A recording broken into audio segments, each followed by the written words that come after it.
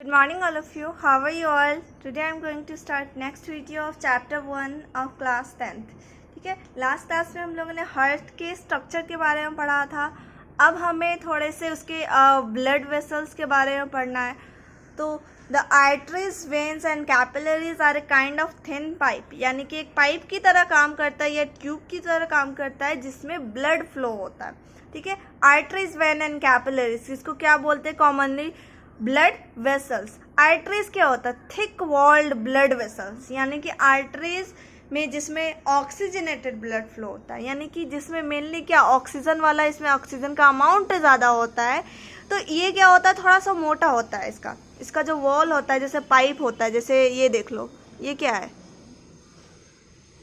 ये क्या हो गया, मोटा वॉल हो गया. यहाँ से क्या होगा, ब्लड फ्लो करेगा. तो ये थिक वॉल होता है. ठीक है, which carry blood from heart to all part of the body. Heart से सारे बॉडी पार्ट्स तक लेके जाता है एक्सेप्ट लंग्स. ठीक है, लंग्स को छोड़ के. नेक्स्ट है arteries have thick wall. Because arteries के पास थिक वॉल क्यों होता है? क्योंकि blood emerges from the heart under high pressure. क्योंकि हार्ट से जो ब्लड पंप हो रहा है पूरे बॉडी पार्ट में, वो हाई प्रेशर में इमर्ज हो रहा है, हाई प्रेशर में निकल रहा है. क्यों हाई प्रेशर में निकल रहा है? क्योंकि आप ही सोचो, ब्लड अगर धीरे से पंप करेगा तो उसको पूरे होल बॉडी में सप्लाई करना है. ठीक है, तो इसको it have to be push under very high pressure until ये नहीं हो पाएगा. ठीक है, ये आपके पूरे बॉडी में नहीं जा पाएगा ब्लड जब तक कि ये हाई प्रेशर पे नहीं करेगा.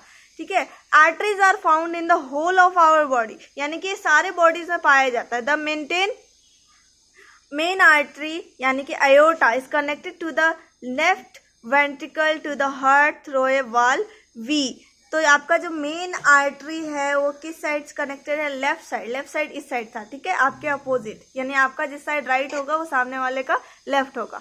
ठीक है, तो ये कनेक्टेड है वेंट्रिकल.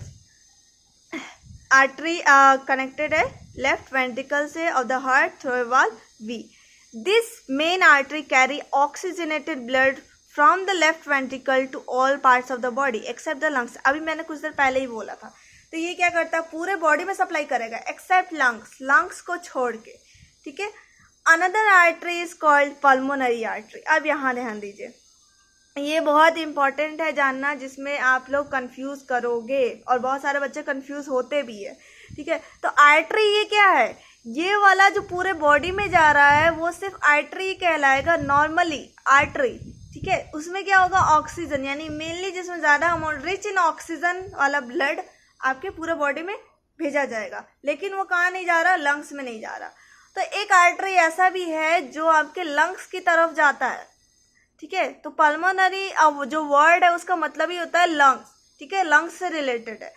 तो पल्मोनरी आर्टरी ये स्पेशल आर्टरी है जो लंग्स की तरफ जाता है. लेकिन इसमें एक चीज़ अपोजिट है. इसमें क्या अपोजिट है कि ये आर्टरी ऑक्सीजनेटेड ब्लड ना कैरी करके डीऑक्सीजनेटेड ब्लड कैरी करता है. ठीक है, तो ये आर्टरी होने के बावजूद ये क्या करेगा, डीऑक्सीजनेटेड ब्लड कैरी करेगा. Is connected to the right ventricle of the heart through another valve V4. This carries deoxygenated blood from the right ventricle to the lungs. यहाँ ध्यान दीजिए आप. ठीक है, तो ये क्या था आपका मेन आर्टरी या मेन अयोर्टा. ये किससे कनेक्टेड है? वेंट्रिकल, लेफ्ट वेंट्रिकल है ना. तो ये लेफ्ट वेंट्रिकल से कनेक्टेड है मेन आर्टरी. यह क्या करता है, पूरे बॉडी को सप्लाई करता है एक्सेप्ट क्या है, लंग्स. और ये कैसा ब्लड सप्लाई करेगा, ऑक्सीजनेटेड. ठीक है, तो ये पूरे बॉडी में एक्सेप्ट लंग्स और ऑक्सीजनेटेड. अब यहाँ ध्यान दीजिए, ये क्या हो रहा है, यहाँ दूसरे साइड यही है पल्मोनरी आर्टरी. ये क्या जा रहा है, सिर्फ और सिर्फ लंग्स. ठीक है, तो ये देखिए, ये भी जा रहा है, आउटलेट है. तो ये लंग्स में जा रहा है, लेकिन यहाँ कौन सा वाला ब्लड जा रहा है, डीऑक्सीजनेटेड, यानी जिसमें कार्बन डाइऑक्साइड का percentage is much much higher than the oxygen. ठीक है, तो इससे कार्बन डाइऑक्साइड का परसेंटेज ज़्यादा होता है, ऑक्सीजन का परसेंटेज काफ़ी ज़्यादा कम होता है। तो ये डिफरेंस हो गया पल्मोनरी आर्टरी में और मेन आर्टरी में आयोटा। आप देख लो ये क्या है, वाल्व 3 से कनेक्टेड है, किससे, लेफ्ट वेंट्रिकल से, और ये वाल्व V4 से कनेक्टेड है, के थ्रू कनेक्टेड है राइट वेंट्रिकल से। ठीक है, नेक्स्ट है कैपिलरीज। कैपिलरीज काफ़ी फाइन होता है, यानी काफ़ी पतला होता है, थिन वॉल, एक्सट्रीमली नैरो, यानी बहुत ही ज़्यादा पतला होता है, जिसमें ब्लड आपका पास करता है। लेकिन ये क्या है, दोनों के बीच में कनेक्टेड है, यानी यहाँ ध्यान दीजिए डायग्राम में आर्टरी और वेन दोनों से कनेक्टेड है। ये क्या है, बीच में कैपिलरीज, ये इतना पतला होता है कि ये दो सेल के बीच में से पास हो सकता है। ठीक है, जो कि आर्टरी और वेन पास नहीं कर सकता। तो अगर मैं आपको इसी डायग्राम से पहले एक्सप्लेन कर देती हूँ। मान लिया जाए ये आर्टरीज है, जो कि लिखा ही है ऑक्सीजनेटेड ब्लड, यानी कि यहाँ से क्या पास कर रहा है, जिसमें oxygen rich blood.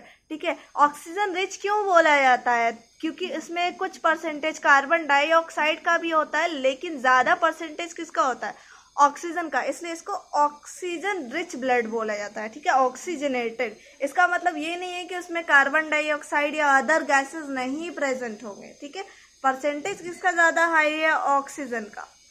Okay, next है, ये आपका पास नहीं कर सकता क्योंकि ये काफ़ी मोटा है, दो सेल के बीच में, तो ऑब्वियसली पास नहीं कर सकता।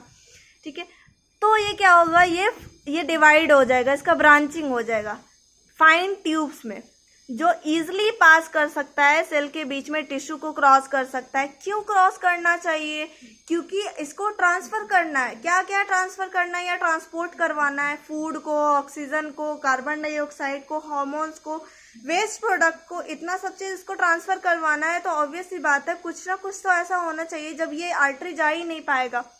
ठीक है, तो आर्टरी के थ्रू, तो फिलहाल इसमें कौन सा है, ऑक्सीजन वाला। ठीक है, अब फूड या हार्मोन्स ट्रांसफ़र करवाने के लिए आर्टरी और वेन से कोई फ़र्क नहीं पड़ता, सिर्फ, और आर्टरी और वेन किसके हिसाब से हम लोग डिवाइड किए हैं, ऑक्सीजन के परसेंटेज के हिसाब से। ठीक है, तो ये आपका डिवाइड हो गया। तो ये क्या करेगा, यहाँ देखिए, ये क्या है, कैपिलरीज है आपका, पूरा फाइन ब्रांचेज आपको दिख रहा है। ये क्या दे रहा है, कैपिलरीज में ब्लड तो पास होगा ही, ये क्या देगा, इसको फूड एंड ऑक्सीजन देगा, और इसके बदले ये क्या करेगा, कार्बन डाइऑक्साइड इसको वापस इधर लाके दे देगा, यानी कैपिलरीज में इसको दे देगा। सेम इधर भी हो रहा है, फूड एंड ऑक्सीजन, कैपिलरीज इसको दिया और इससे क्या ले लिया, कार्बन डाइऑक्साइड, और जो भी वेस्ट प्रोडक्ट होगा ये इससे ले लेगा।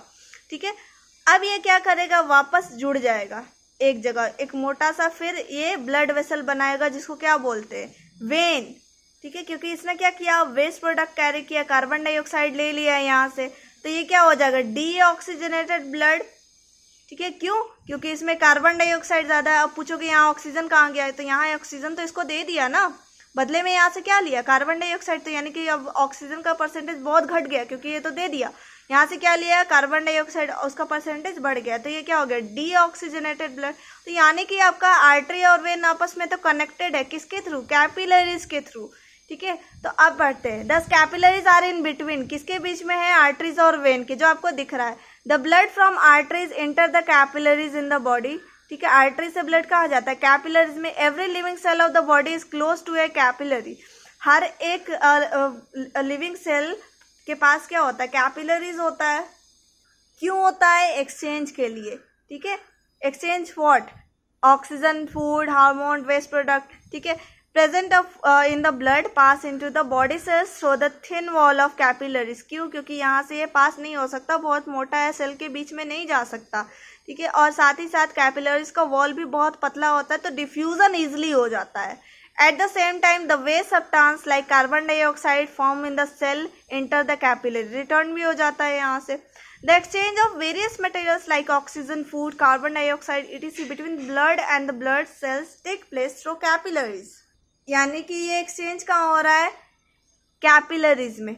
ठीक है, तो the other end of capillaries joint some wider tubes called vein. दूसरा एंड क्या हो रहा है, फिर ज्वाइन होके चौड़ा ट्यूब बना रहा है, इसको क्या बोल रहे हैं, वेन्स बोल रहे हैं. डीऑक्सीजनेटेड ब्लड अब यहाँ से क्या होगा, पास करेगा। कैपिलरी से क्या निकल के आ रहा है अब? Deoxygenated blood. आपको दिख रहा होगा यहाँ पे दो पार्ट में, दो कलर में डिवाइडेड है। रेड कलर किसके लिए डिनोट किया जाता है? ऑक्सीजनेटेड, और ये ब्लू कलर डीऑक्सीजनेटेड के लिए।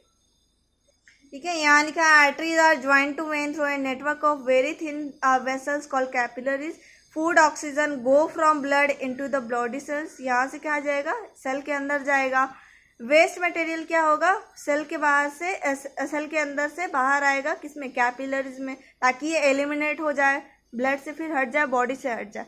ये क्या आपको दिखा रहा है? This photo of capillaries was taken by using a modern microscope, यानी electron microscope. See how thin are capillaries are. ये आपको पतला पतला लाइन जो दिख रहा होगा, ये क्या है?